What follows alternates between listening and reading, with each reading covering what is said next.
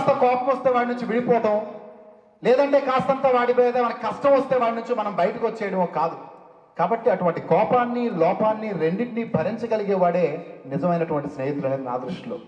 కాబట్టి అటువంటి అత్యున్నతమైనటువంటి స్నేహం ప్రతి ఒక్కరి జీవితానికి కూడా అవసరం.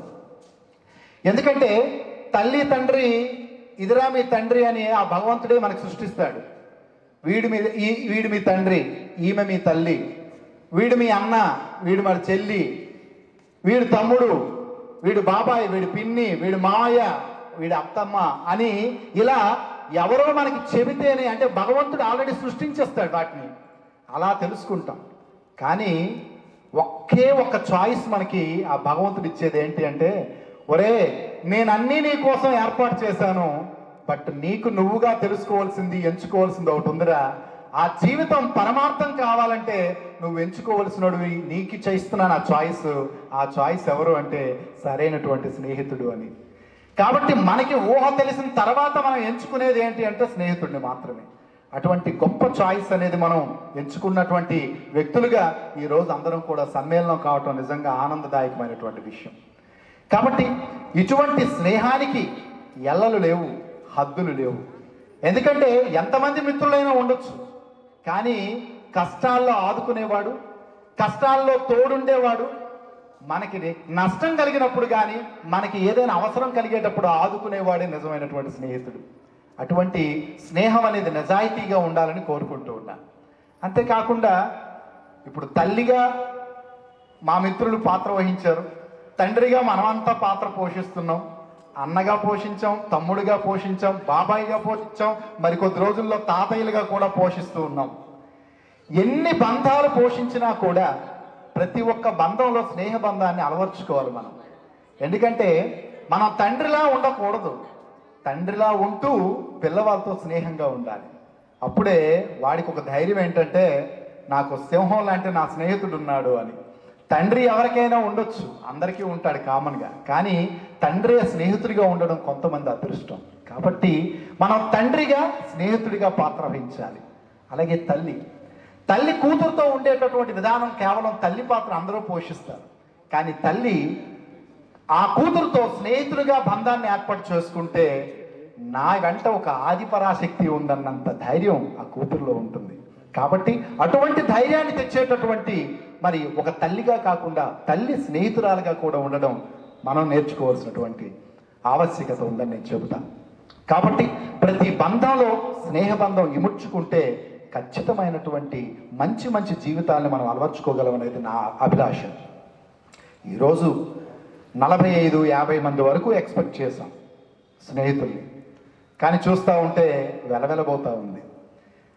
కాస్త వారం 10 రోజుల నుంచి అలుపెరగిన బాటసార్ల తెల్లవారి నుంచి సాయంత్రం వరకు మిత్రుడు మరి రాజు అయితేనేమి, లేకపోతే శ్రీధర్, వీళ్ళందరూ అయితేనేమి రోజు ఫోన్లు చేస్తూ అందరినీ కూడా ప్రేరేపిస్తూ మనం కార్యక్రమాన్ని ఏర్పాటు చేయాలి, కలవాలని చేసేటటువంటి ఒక ఆకాంక్ష ఎంతో వరకు వాళ్ళు తప్పిస్తూ ఉన్నప్పటికీ మనం ఎవరూ కూడా దానికి పూర్తి సహాయ సహకారాలు అందించడం లేదని నాకు అనిపిస్తూ ఉంది. నిజంగా నేను ఈరోజు 3 రోజుల ముందే పండుగ వచ్చేసింది మాకు అనుకున్నాం, అందుకే పండగకి వేసుకోవాల్సిన డ్రెస్ కూడా ఈరోజు వేసుకున్నాను నేను. అంటే స్నేహితుల్ని కలుస్తున్నాననే ఆనందం మరింత రెట్టింపు మనసులో కలుగుతుంది. కానీ ఆనందం అందరికీ ఉండాలి. ఎందుకంటే ఎప్పుడు ఎంతమంది పరిచయాలున్నా ఆ బాల్య స్నేహితులతో కొద్దిసేపు గడిపేటటువంటి రోజులు మరి ఇంకా ఆ జీవితంలో మరుపురానివి, మరువలేనివి, చిరస్మరణీయంగా, చిరస్థాయిగా మిగిలిపోతూ ఉంటాయి. అటువంటి రోజుల కోసం అందరికీ పండుగ 3 రోజుల తర్వాత వస్తే మనందరికీ 3 రోజుల ముందే వచ్చింది. ఇది చాలా ఆనందకరమైనటువంటి విషయం.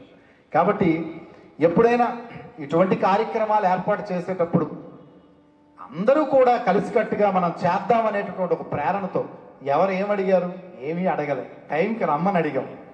అది కూడా మనం టైంకి రాలేని పరిస్థితుల్లో ఇక్కడ ఉన్నటువంటి ఎవరైతే మనం స్నేహితులుగా ఏర్పాటు చేశారో ఈ కార్యక్రమాన్ని, వాళ్ళ వృత్తుల్లో వాళ్ళు బిజీగా ఉన్నవాళ్ళే, ఎవరికి ఉన్నటువంటి బిజీ వాళ్ళకు ఉంది.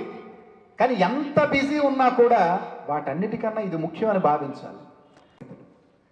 ఏదో కాస్త కోపం వస్తే వాడి నుంచి విడిపోవటం, లేదంటే కాస్తంత వాడి మీద మనకి కష్టం వస్తే వాడి నుంచి మనం బయటకు వచ్చేయడమో కాదు. కాబట్టి అటువంటి కోపాన్ని, లోపాన్ని రెండింటినీ భరించగలిగేవాడే నిజమైనటువంటి స్నేహితుడు అనేది నా దృష్టిలో. కాబట్టి అటువంటి అత్యున్నతమైనటువంటి స్నేహం ప్రతి ఒక్కరి జీవితానికి కూడా అవసరం. ఎందుకంటే తల్లి తండ్రి ఇదిరా మీ తండ్రి అని ఆ భగవంతుడే మనకు సృష్టిస్తాడు.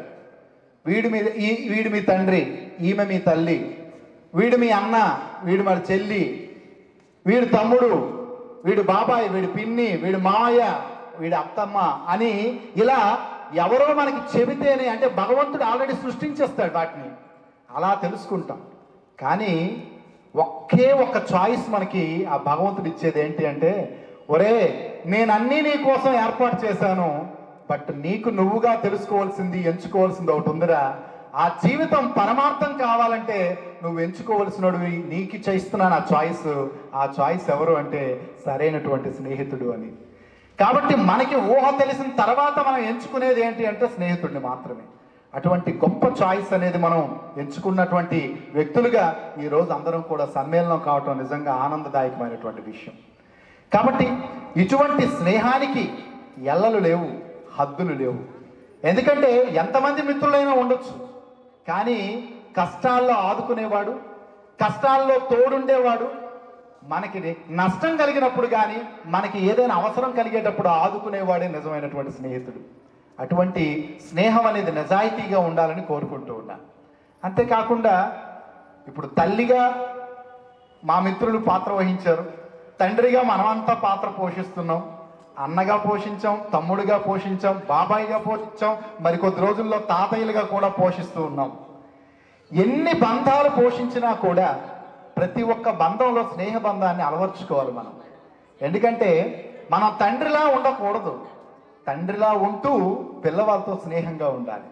అప్పుడే వాడికి ఒక ధైర్యం ఏంటంటే నాకు సింహం లాంటి నా స్నేహితుడు ఉన్నాడు అని. తండ్రి ఎవరికైనా ఉండొచ్చు, అందరికీ ఉంటాడు కామన్గా, కానీ తండ్రి స్నేహితుడిగా ఉండడం కొంతమంది అదృష్టం. కాబట్టి మనం తండ్రిగా స్నేహితుడిగా పాత్ర వహించాలి. అలాగే తల్లి కూతురుతో ఉండేటటువంటి విధానం కేవలం తల్లి పాత్ర అందరూ పోషిస్తారు, కానీ తల్లి ఆ కూతురుతో స్నేహితుడిగా బంధాన్ని ఏర్పాటు చేసుకుంటే నా వెంట ఒక ఆదిపరాశక్తి ఉందన్నంత ధైర్యం ఆ కూతురులో ఉంటుంది. కాబట్టి అటువంటి ధైర్యాన్ని తెచ్చేటటువంటి మరి ఒక తల్లిగా కాకుండా తల్లి స్నేహితురాలుగా కూడా ఉండడం మనం నేర్చుకోవాల్సినటువంటి ఆవశ్యకత ఉందని నేను చెబుతాను. కాబట్టి ప్రతి బంధంలో స్నేహ బంధం ఇముడ్చుకుంటే ఖచ్చితమైనటువంటి మంచి జీవితాన్ని మనం అలవర్చుకోగలం అనేది నా అభిలాష. ఈరోజు 45-50 మంది వరకు ఎక్స్పెక్ట్ చేశాం స్నేహితుల్ని, కానీ చూస్తూ ఉంటే వెలవెలబోతూ ఉంది.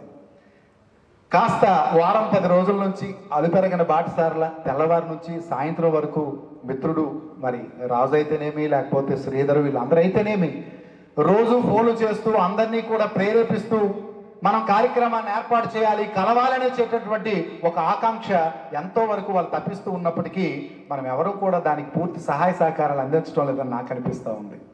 నిజంగా నేను ఈరోజు 3 రోజుల ముందే పండుగ వచ్చేసింది మాకు అనుకున్నాం, అందుకే పండగకి వేసుకోవాల్సిన డ్రెస్ కూడా ఈరోజు వేసుకున్నాను నేను.